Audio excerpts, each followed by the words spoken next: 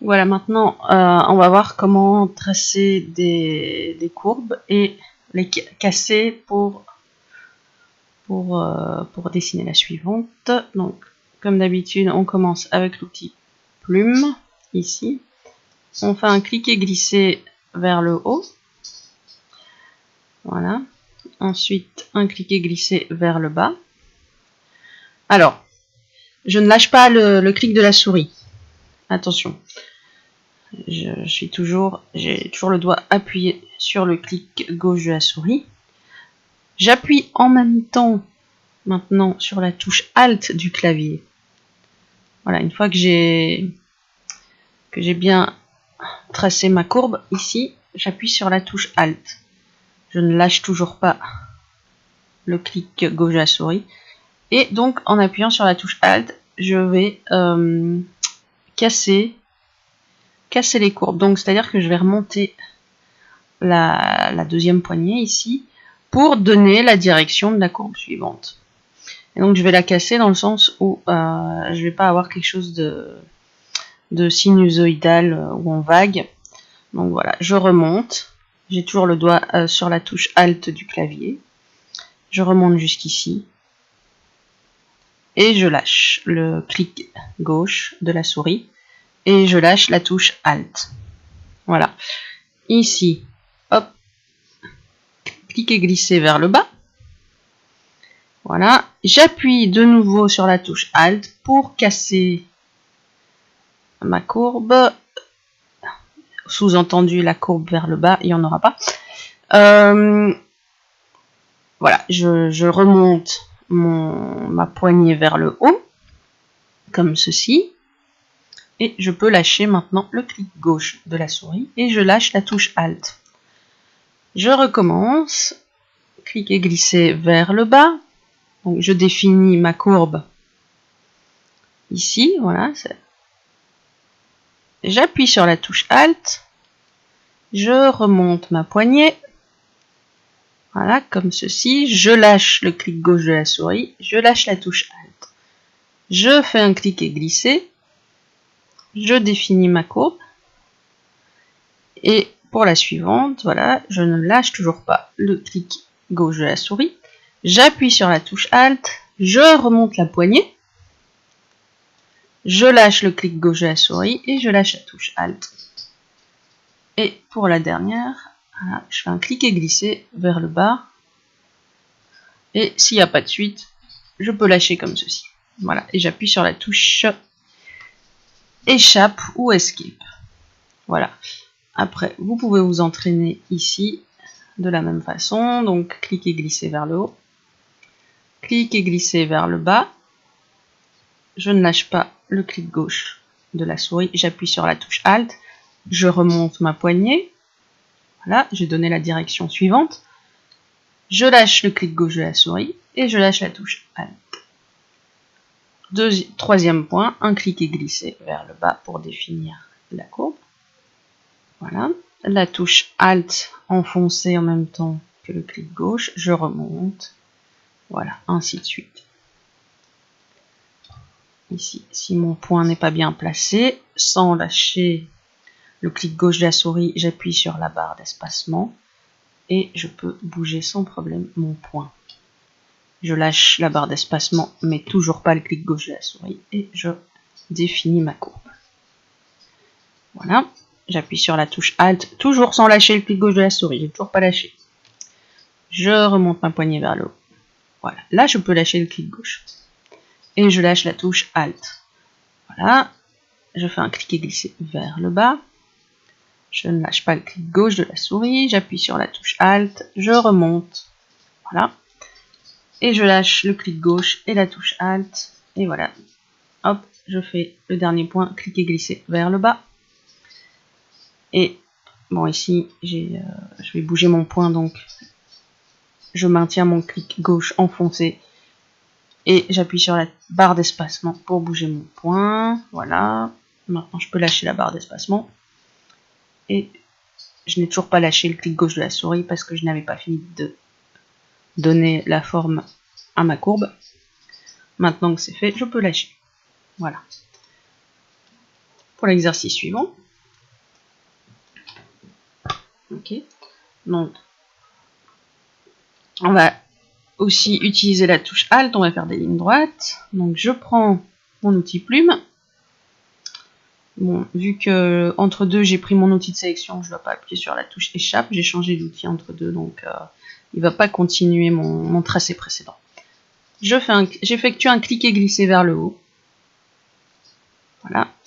Et un cliquer glisser vers le bas pour le deuxième point. Alors là, c'est le même principe que l'exercice précédent. Sauf qu'on va pas remonter totalement la poignée vers le haut. Donc, j'ai pas lâché le clic gauche de ma souris pour l'instant. Je vais appuyer sur la touche Alt en même temps. Et au lieu d'aller vers le haut comme ceci, comme l'exercice précédent, pour donner la direction d'une courbe vers le haut, bah, ici c'est pas du tout le cas, donc on a une ligne droite. Ce que je vais faire, c'est que je vais donner la direction de la ligne. Voilà.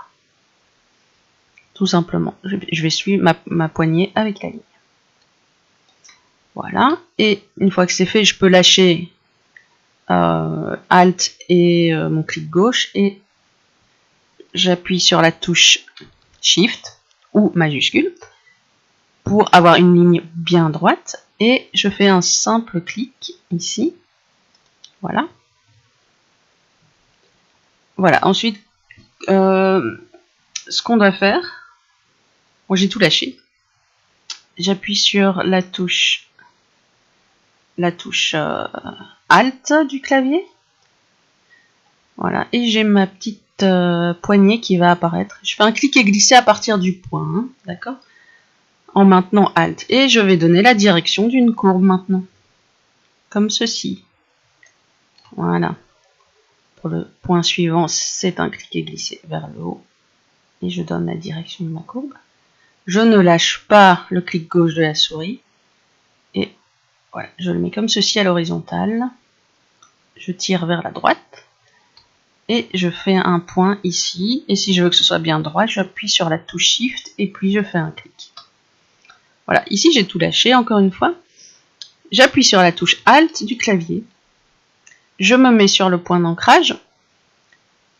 Et en maintenant la touche Alt, je fais un clic et glisser vers le haut. Pourquoi vers le haut? Parce que je donne la direction de ma courbe. Voilà. Ok, comme ceci. Je peux lâcher le clic gauche et la touche Alt ensuite. Et je fais un clic et glisser vers le bas pour tracer ma courbe. Voilà, ici je l'ai ajusté un petit peu avec la barre d'espacement. Voilà, je prends mon outil de sélection directe et voilà, je bouge un peu mes points, mes poignets. Voilà, il ne reste plus qu'à vous entraîner en dessous. Ok. Voilà, donc cliquez glisser vers le haut. Cliquez glisser vers le bas. J'appuie sur la touche Alt en même temps. Je donne la direction, donc c'est-à-dire vers la droite, à l'horizontale. Ok.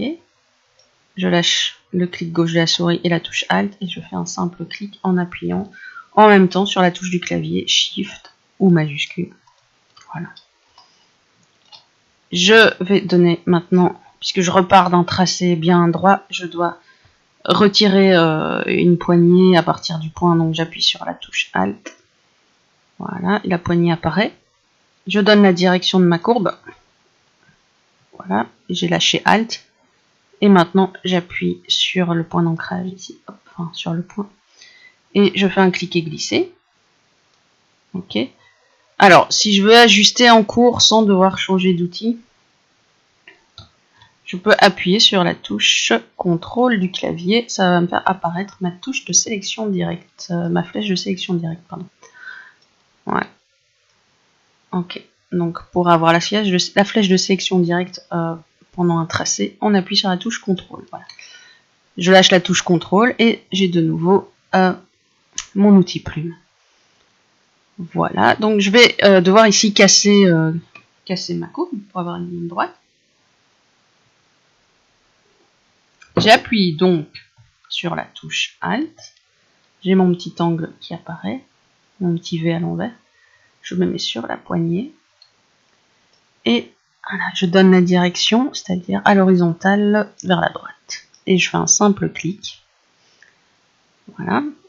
Je vais devoir, comme précédemment, retirer une poignée pour donner la direction de la courbe ici.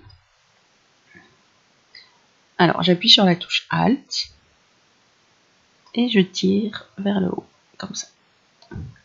Un clic et glisser vers le haut, maintenant Alt.